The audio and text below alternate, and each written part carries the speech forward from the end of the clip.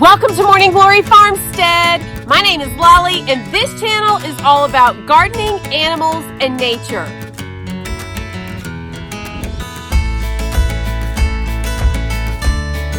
This was a freezing but beautiful sunset. I was sitting here trying to watch Jack like a loving mommy, and I zoom in and he wakes up. How do they know that you're zooming in? I've started Totsy's spring haircut, and by that I mean that he sleeps in my lap for 2 hours while I do a scissor trim. We're not quite done. And the dogs like to be on this love seat. They will see how many they can actually cram in here. I was trying to get some footage stealthily, and George opened his eye and saw me. But there's always blankets on here, and that's actually my coat that was on there. I have an Eddie Bauer coat, and it's really nice and thick. And if it's laying down on that love seat, they use it as a pillow. But you can see here, they will cram as many as they can. And usually there's cats sitting on top of the love seat too. There's plenty of other chairs for them to be on, but this is right next to the chair that I sit in, and they try to get as close as they can. There's also some on the floor right next to me on blankets that you can't see.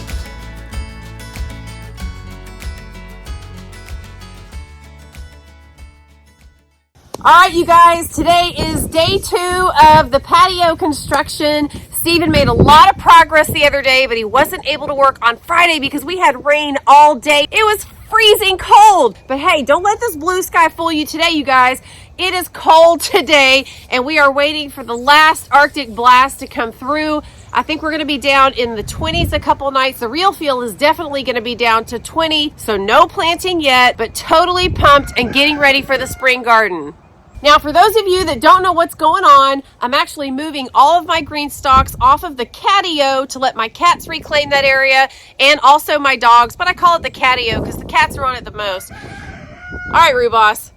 And I'm moving everything to a new patio, which is just on the other side of the sunroom. So I'm going to have my sunroom and then a patio on either side. One designated for the garden, one designated for the animals. Now, this is not going to be a huge patio because I'm on a budget, but you guys, I am super stoked about the work that Steven is doing. He's building it all by hand, including the 2 gates, and so far I like it. Hey guys, just really quick, if you're thinking about buying a GreenStalk, head to the description box and use my link and my code LOLLY10.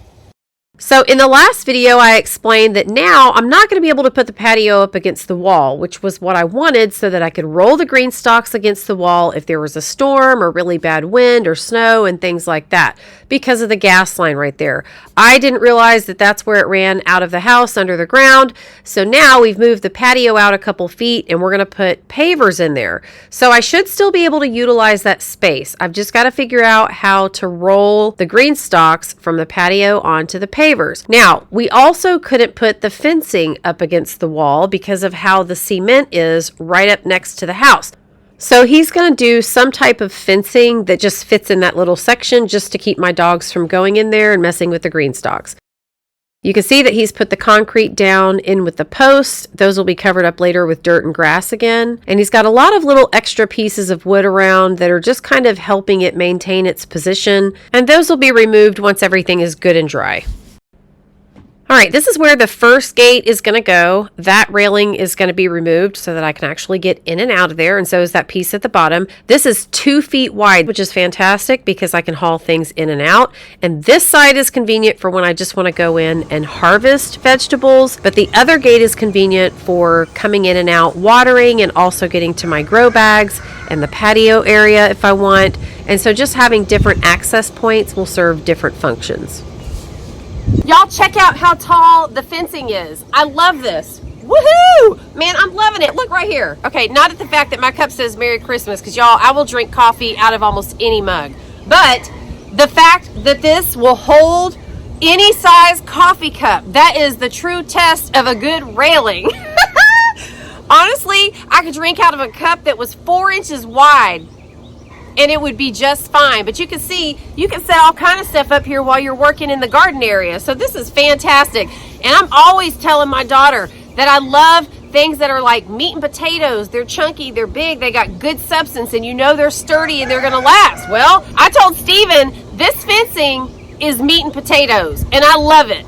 Now he's also going to be creating a very small paver area, I think like 5 feet by 8 feet. It's going to be pavers and gravel rock, so I can watch the sunset go down right back there every night. I don't have anywhere right now to sit out here in an actual chair and watch the sunset. So when he comes back, he's going to be working on laying the cement part of the actual patio, finishing up the gates and the rails and things like that, and then working on the paver area. Now in a future video, I've got something else. I got a couple more things up my sleeve for this area that y'all don't know about, but that has nothing to do with Steven, and I'm just kind of holding out to let you guys know what other features I'm going to be adding back here to the garden area. I showed you guys last time that I took some of this dirt in the grass and threw it into the chicken area that's been flooding for a long time, but I also have some holes that I have been chomping at the bit to get filled for the last few years. Y'all hear that chomping at the bit, but it's been a few years. It's like an oxymoron.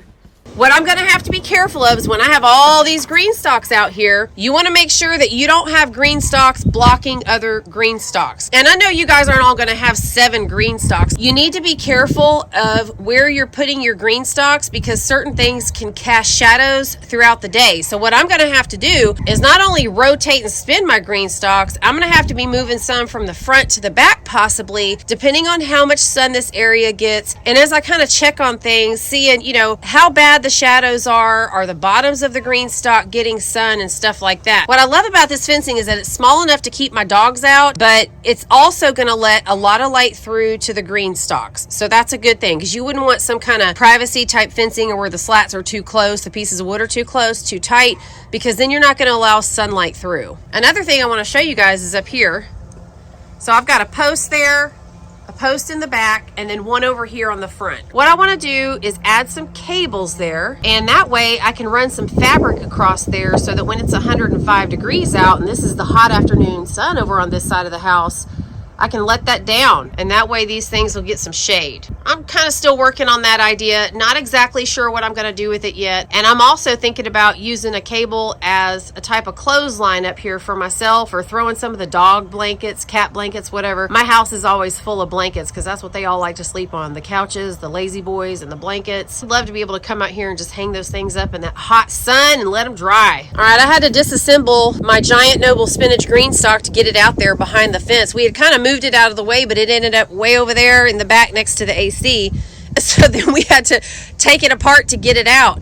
But let's check these out, y'all. It's been freezing at night. I didn't even cover these last night. It only got down to about 35, but they're looking pretty good.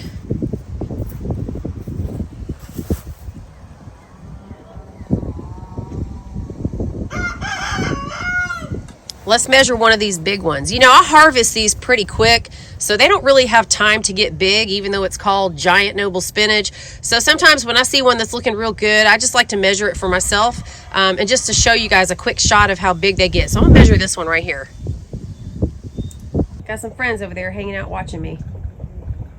That's Fitzy, Sadie, and then Barge is the one standing up there. All right, so you can see that's about 7.5, 8 inches. I'm kind of bending it on the left side. You can't see that. All right, I'm going to move on to the collard greens. We hadn't visited that one in a few videos, so let's head over to the collards. All right, y'all, the collards are looking really good too.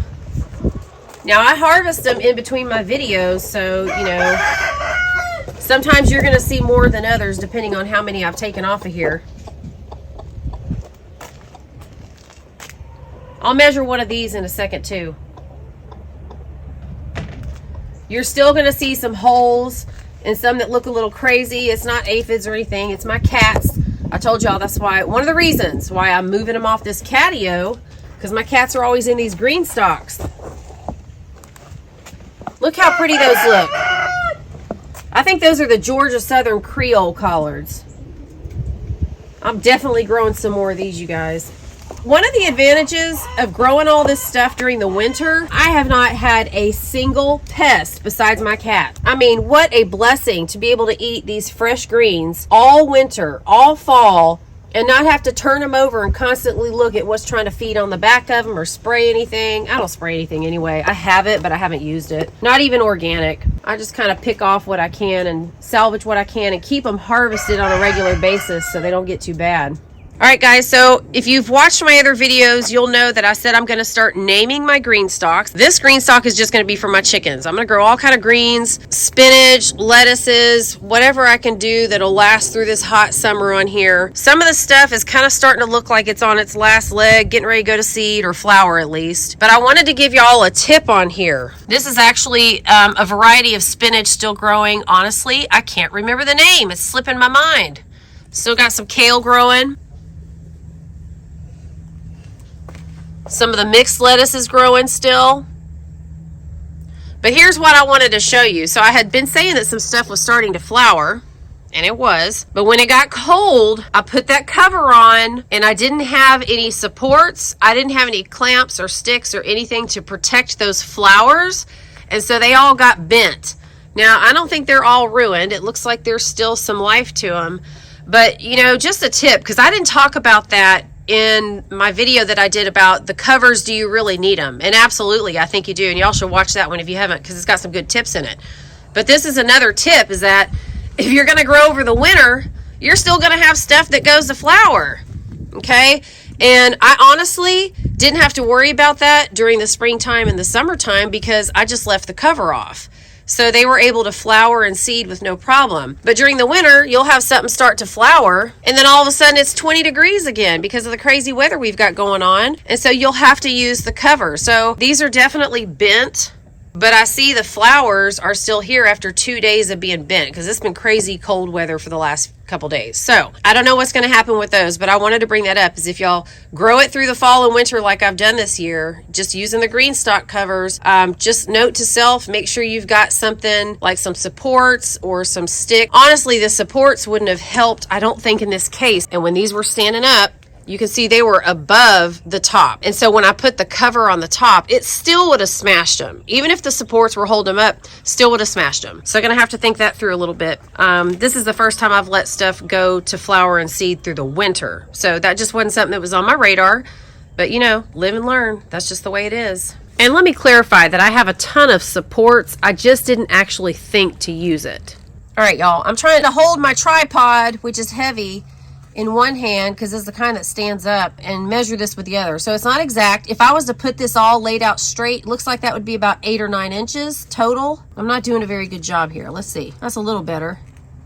Anyway, they get big. These collards are doing really well out here. But I like to harvest them young and tender. I don't usually let them get that big. What happens is as soon as we have a rain, they almost double in size, you guys. That's not an exaggeration. The nitrogen and the rain is way better for these than the stuff that comes out of the faucet or your hose. So anytime I can wait as long as possible without letting stuff die. And I've been able to do that more in the fall than I have in the summer and springtime, because during those times it gets so hot you have to water it again. But when it's cooler temps outside, you can go just a little bit longer in these green stalks without watering. I mean, I've done so many videos, you guys, on tips and tricks about the green stalks, but just a reminder, they dry out faster than plants that you would have in the ground. So you got to keep these watered. Fall and winter, way less watering, hands down, than during the spring and summer. So y'all don't be scared to grow during the winter. Hey guys, before I forget, I want to give you guys a big fat hug through YouTube.